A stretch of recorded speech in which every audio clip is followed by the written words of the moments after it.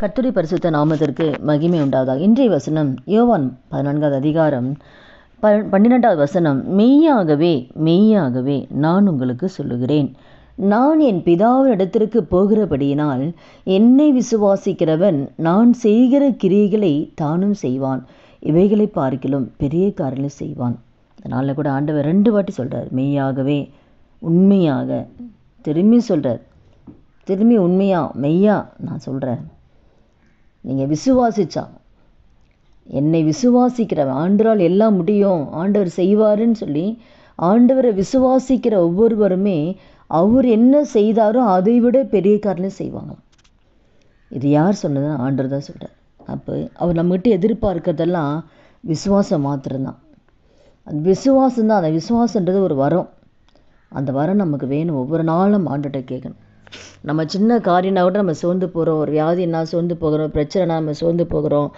அப்போ அந்த ஆண்டு மேலே அந்த விசுவாசம் இல்லாதனால தான் நம்ம நிறைய நன்மைகள் நம்மளால் பெற்றுக்கொள்ள முடியல. அதனால தான் லாசர் கூட மரிக்கும் பொழுது 4 நாள் ஆயிடுச்சு, 4 நாள் ஆயிடுச்சின்னு சொல்லி மார்த்தாள் சொல்லும் பொழுது கூட ஏசப்பா சொல்கிறாரு, நீ விசுவாசிச்சேன்னா தேவனுடைய மகிமை நீ பார்ப்ப.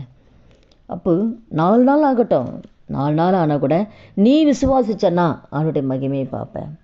அப்போ அவர் வேணும்னே தாமதிக்கிறார். ஏன்னா கர்த்தருடைய நாம மகிமைக்காக அந்த கார் வைக்கப்பட்டனால அவர் இறந்தும் மறுபடியும் தாமதமாக வர்றாரு.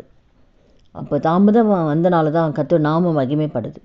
அப்போ 4 நாள் ஆனால் கூட விசுவாசிக்கும் பொழுது ஆண்டவர் அற்புதத்தை செய்கிறார். ஆண்டவருடைய மகிமை நம்ம பார்க்க முடியும்.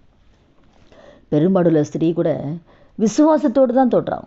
எங்கே போனாலும் விடுதலை கிடைக்கல, எவ்வளோ பணம் செலவழிச்சாச்சு, எங்கே போனாலும் விடுதலை கிடைக்கல. ஆனால் விசுவாசத்தோடு ஆண்டுடைய வஸ்திரத்தை நான் தொட்டாலாவது நான் சுகமாவேன், அதுதான், அதனால தான் தொட்டுறான். ஆண்டுகிட்ட போய் எனக்காக வேண்டிக்கோ எதுவுமே சொல்லலை. அவன் ஆண்டர் மேலே விசுவாசித்து விசுவாசத்தோடு அந்த வஸ்திரத்தை தொடுறான். வஸ்திரத்தின் ஓரத்தை தொடும்போதே அவளுக்கு வல்லமை வெளிப்பட்டு ஆண்டர் உடனே சுகம் கிடைச்சிது. அப்போ தான் ஆண்டவர் கேட்குற, எனக்குள்ளேருந்து ஒரு வல்லமை புறப்பட்டுச்சு.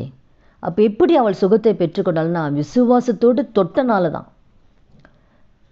நான் தொடுறேன், கிடைக்குமா கிடைக்காதா, நடக்குமா நடக்காதா இல்லை, விசுவாசத்தோடு அவள் தொடுறான்.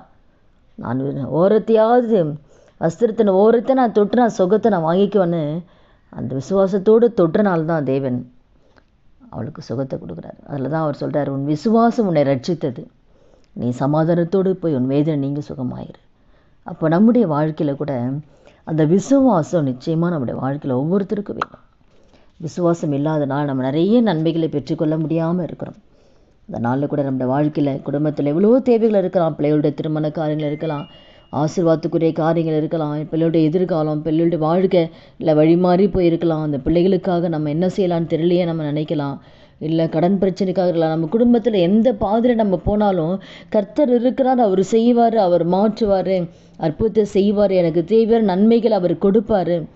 அப்போ வியாதியில் டாக்டரால் கைவிடப்பட்ட நிலை இருந்தாலும் அது 4 நாள் ஆகிடுச்சு, ஆனாலும் நீ விசுவாசின்றார். அப்போ ஆண்டுடைய மகிமைக்காக வைத்திருக்கிற வியாதிகள் அப்போ ஆண்டு செய்வார்னு விசுவாசிக்கும் போது நிச்சயமாக தேவன் சுகத்தை கொடுத்து அவர் நாமத்தை அவர் மகிமைப்படுத்துவார். அதுதான் ஆண்டு சொல்கிறார், மெய்யாகவே மெய்யாகவே 2 வாட்டி சொல்கிறார்.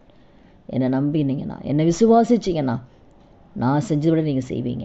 அப்போ நம்முடைய வாழ்க்கையோட இந்த வார்த்தை கேட்குற ஒவ்வொருத்தர் வாழ்க்கையிலையும் ஆண்டவரே அந்த விசுவாசத்தை எனக்கு தாங்க சப்பா, என் விசுவாசத்தை நீங்கள் வர்த்திக்க பண்ணுங்கள்.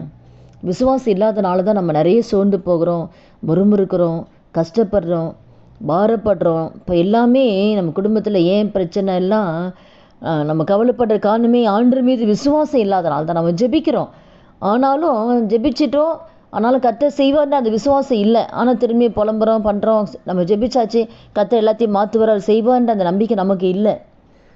அப்போ நம்ம ஆண்டுகிட்ட ஒவ்வொரு நாள் ஆண்டவர் அந்த விசுவாசம் என்ற அந்த வரத்தை எனக்கு தாங்க ஆண்டவரேன், கண்மூடித்தனமாக நாங்கள் விசுவாசிக்கணும். அந்த விசுவாசிக்கக்கூடிய கிருபை எங்களை ஒவ்வொருக்கு கூட எந்த பிரச்சனை வழியே போனாலும் பாடுகள் மத்தியில் பண்ண ஏசப்பா நீங்கள் இருக்கீங்க, நீங்கள் செய்வீங்கன்ற சொல்லி அந்த விசுவாசத்தை எங்கள் ஒவ்வொருவருக்கு தாங்கன்னு சொல்லி ஒவ்வொரு நாளுமே நம்ம ஜெபிக்கணும். ஜெபிக்கும் போது நிச்சயமாக அந்த விசுவாசத்தை கர்த்தர் கொடுத்து எல்லா சூழ்நிலையுமே கர்த்தர் செய்வான்னு அந்த ஆண்டவர் நம்பிக்கை ஆண்டு நமக்கு கொடுப்பார். ஜெபிக்கலாமா? துதிகள் மத்தியில் வாசம் செய்ய நல்ல தகப்பனை இயேசுவின் நாமத்தில் நம்முடைய சமூகத்தில் வருகிறோம். அப்போ அந்த நாளிலும் இந்த வார்த்தை கேட்குற ஒவ்வொருத்தர் வாழ்க்கையில் ஆண்டவரே அப்பா நீங்கள் சொன்ன வார்த்தையின்படி ஆண்டவரே அப்பா நான் செய்கிறதை விட நீங்கள் செய்வீங்கன்னு சொன்னீங்க. அப்போ எங்கள் வாழ்க்கையில் கத்தாமே அப்பா அந்த விசுவாசத்தை எங்கள் ஒவ்வொருத்தருக்கு தாங்க. எல்லா சூழ்நிலையுமே ஆண்டவரே நாங்கள் சோர்ந்து போகாதபடிக்கு அந்த விசுவாசிக்கக்கூடிய ஒரு கிருபை ஆவியரை எங்கள் ஒவ்வொருவருக்கும் தரும்படி அந்த கருத்தில் ஒப்புக் கொடுக்குற ஆண்டவரே. இன்னும் இருக்க நாட்கள் ஆண்டவரே இந்த வார்த்தை கேட்குற ஒவ்வொருத்தர் வாழ்க்கையிலும் என்னென்ன காரணம் எதிர்பார்க்கார்களோ எல்லா வாழ்க்கையிலையும் கர்த்தர் அற்புதங்கள் அதிசயங்களை கர்த்தர் செய்து உங்கள் நாமத்தை மையப்படுத்துங்கப்பா. இயேசு நாமத்தில் ஜெபிக்கிறோம் நல்ல பிதாவே, ஆமீன். கர்த்தர் நாமத்துக்கு மகிமை உண்டாவது.